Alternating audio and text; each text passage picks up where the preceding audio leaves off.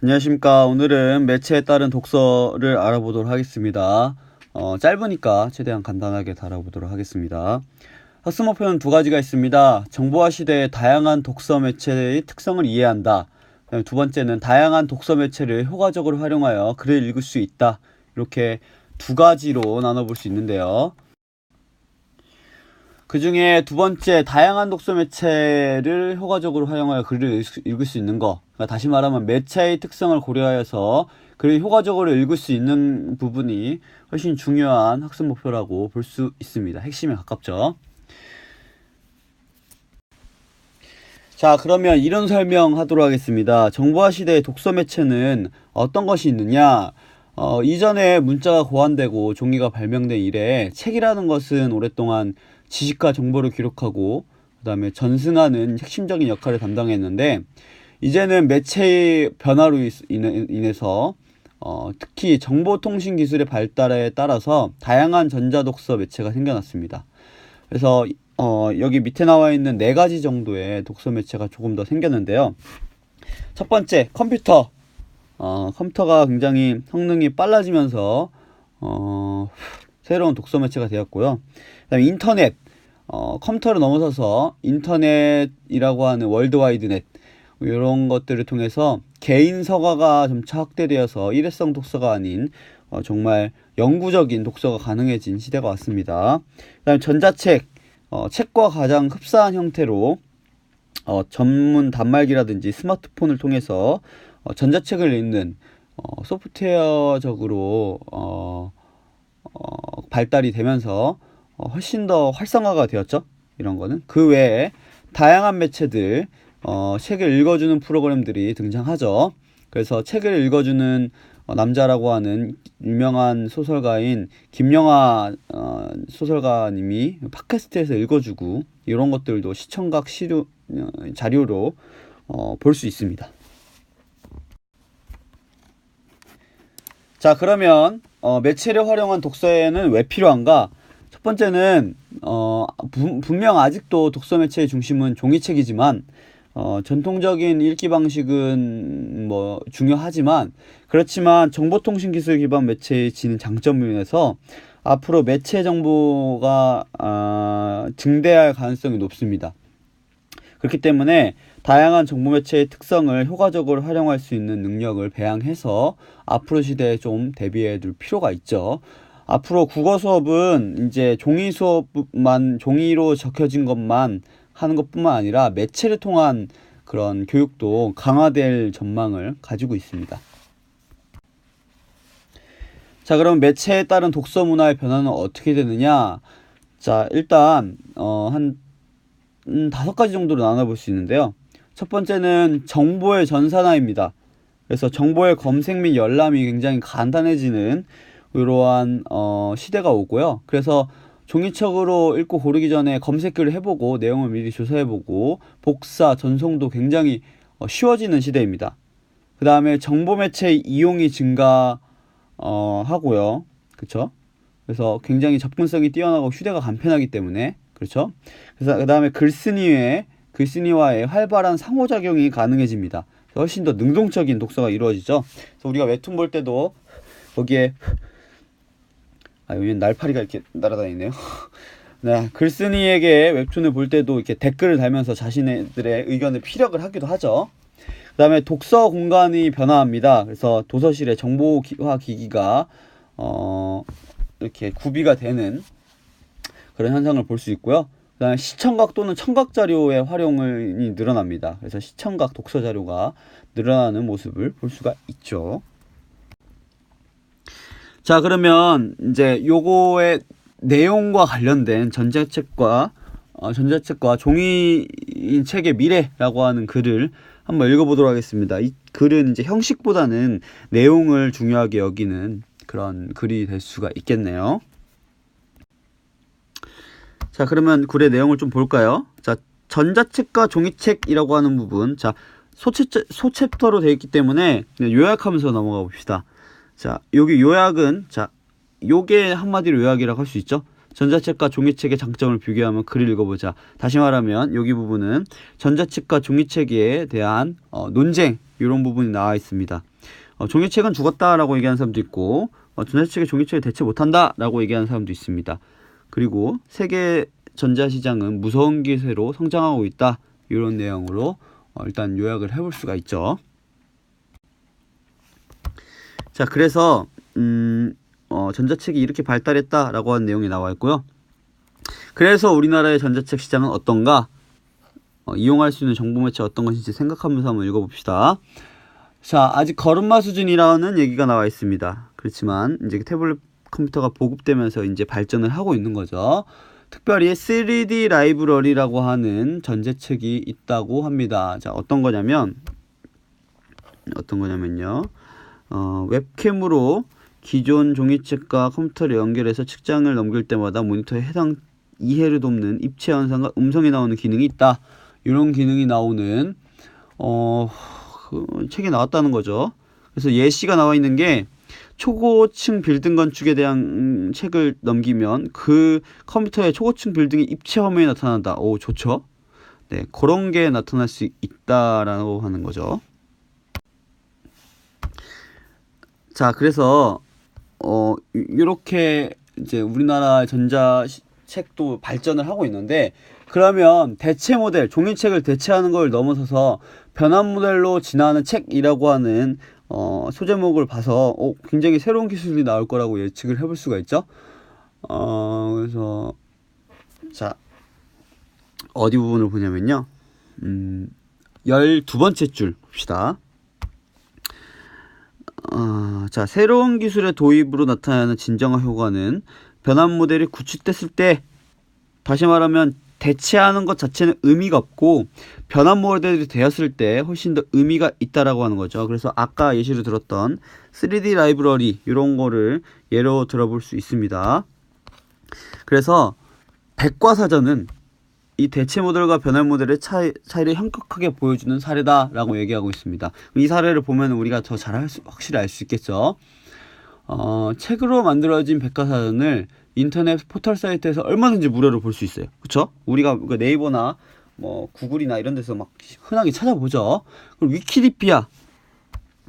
네, 여러분들이 논문을 쓰거나 뭐 이렇게 공신력 있는 이제 근거 있는 신빙성 있는 자료를 첨부할 때는 쓰지 말아야 될 것 중에 하나지만, 이 위키디피아는 여러 사람들이 쓰고 지울 수 있기 때문에 검증이 안 되는 부분이 있지만, 다양한 사람들이 참여해서 정보를 공유하고 방대한 내용들을, 좋은 정보들을 얻을 수 있는 장점이 있습니다. 그래서 이 백과사전이, 인터넷의 백과사전이 변환 모델의 좋은 예시로 이렇게 들 수 있는 거죠. 특히 위키디피아가.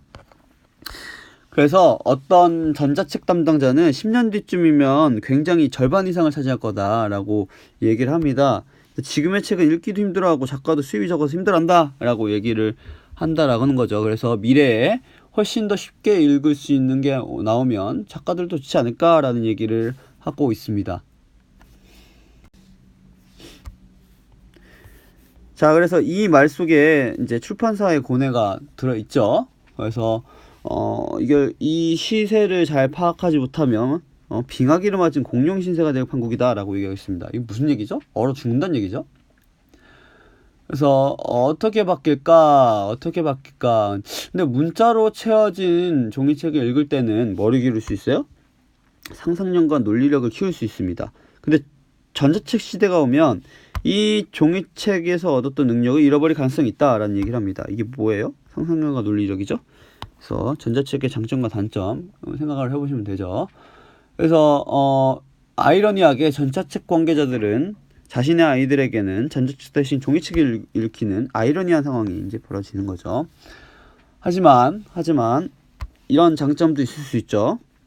문자가 발명하기 이전에는 시각, 청각, 후각 등 오감이 발달했지만 문자가 생기고 인쇄매체가 발달하면서 시각에만 의존하는 부분 감각형이 됐다. 다시 말하면 전자책의 오감을 이렇게 자극하는 그런 자료들이 많이 나오게 되면 인간의 모든 오감을 잘 사용할 수 있는, 심지어 시대가 발달하면 혹시나 뭐 후각이나 미각도 이렇게 자극할 수 있는 게 나올 수 있지 않을까요? 네, 그렇게 훨씬 장점이 있을 수 있다라는 얘기를 하고 있습니다. 다시 말하면 이 마지막 이제 챕터 대체 모델을 넘어 변환 모델로 진화하는 책을 부분을 보면은 종이책을 가졌던 장점을 살릴 수 없는 단점도 있지만 이러한 오감을 자극할 수 있는 장점을 가진 변환 모델이 등장할 것이다 라고 이제 요약을 해볼 수가 있겠죠. 자, 그럼 학습 문제 좀 풀어봅시다. 대체 모델과 변환 모델의 개념에 따라 전자책의 특성을 한번 정리해 봅시다. 이게 이제 전자책과 종이책을 중심으로 독서 매체의 특성을 알아보는 부분인데요. 대체 모델은 기존 도서의 모양을 유지한 채 전자책 기술을 단순하게 적용한 형태가 있습니다. 초기의 전자책 같은 경우에 대체 모델 중에 하나죠. 그 외에 대체 모델이 하나가 더 있습니다. 뭐가 있냐면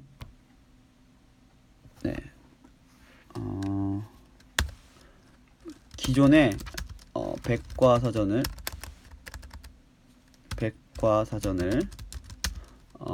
인터넷에 제공한 방식이 있을 수 있죠. 그래서 얘는 뭐가 있어요? 포털 사이트의 백과 기네요. 포털 사이트의 과 사전이 있을 수 있죠. 그쵸? 이거 어떻게 내리지? 네. 그쵸? 이게 있을 수 있죠. 자, 그럼 변환 모델의 예시는 뭐가 있을까요? 변환 모델의 예시는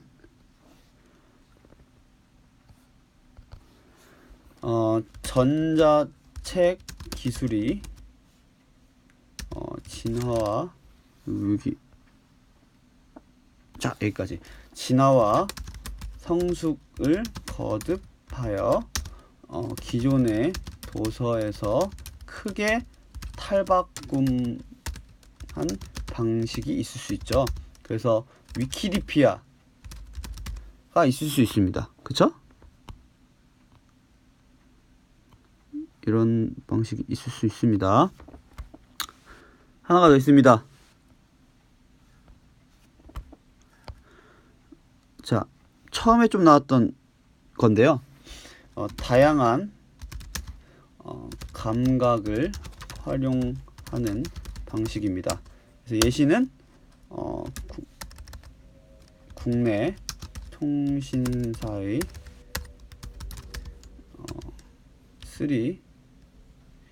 한문이 이게 영어를 어떻게 하더라? 자, 3D 으악! 왜 안 되지? 그렇죠. 3D. 이게 쉽지 않네요.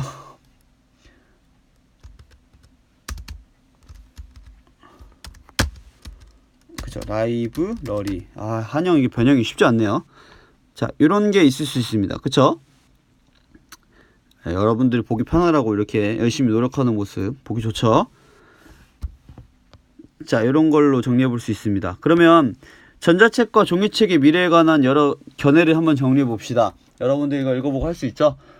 니콜라스 네그로폰테라고 하는 사람은 뭐라고 했냐면, 앞에 찾아보세요. 5년 내에 종이책은 거의 사라져버릴 것이다 라고 얘기했고요. 마티아스 홀크스는 전자책이 종이책을 대체하지 못할 거다 라고 얘기를 했고, 마샬 맥클루어는 전자책의 발달은 인간을 복수감각형으로 만들어줄 것이다 라고 얘기했습니다. 본문에 다 나와 있으니까 적어주지 않더라도 찾아서 적으세요.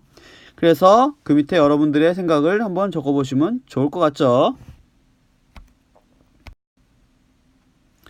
자, 2번 문제 한번 풀어봅시다.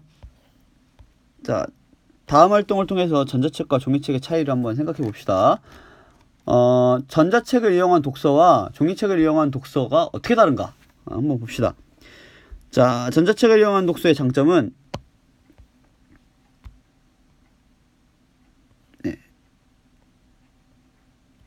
자, 첫 번째, 인간의 오감을 고루 자극하고 발달시킬 수 있고요. 두 번째,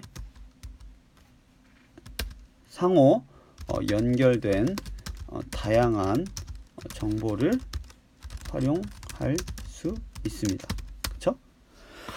그 다음에 그대 대신 단점이 있습니다. 단점은 뭐가 있냐? 단점은 메모하기 힘들다라고 하는, 이거 전자책에다 메모를 할 수가 없잖아요. 메모 기능이 있는 게 있나요? 선생님 잘 모르겠는데 하여튼 메모하기 힘든 걸로 알고 있습니다. 그쵸? 그 다음에 두 번째, 또 뭐 어떤 단점이 있을 수 있을까요? 액정 화면을 오래 보면 눈이 아플 수 있다 라고 하는 단점이 있죠. 선생님은 그래서 사실 전자책은 별로 그닥 선호하지 않습니다. 자, 종이책을 이용한 독서의 장점. 나의 흔적을 남김으로써 내 것이라는 소유의식을 느낄 수 있습니다. 그리고 또 한 가지 뭐 장점을 들자면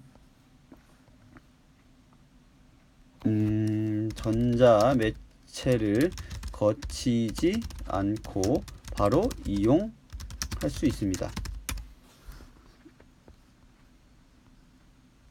그쵸? 이게 장점이죠. 전자매체라는 것은 전자책은 전자매체가 없으면 못 읽잖아요. 스마트폰이라도 있어야 되죠. 자, 단점이 있습니다. 자, 어려운 내용을 모른 채 넘어갈 때가 많습니다. 그쵸? 그래, 여기 왜냐면 이게 뭐 용을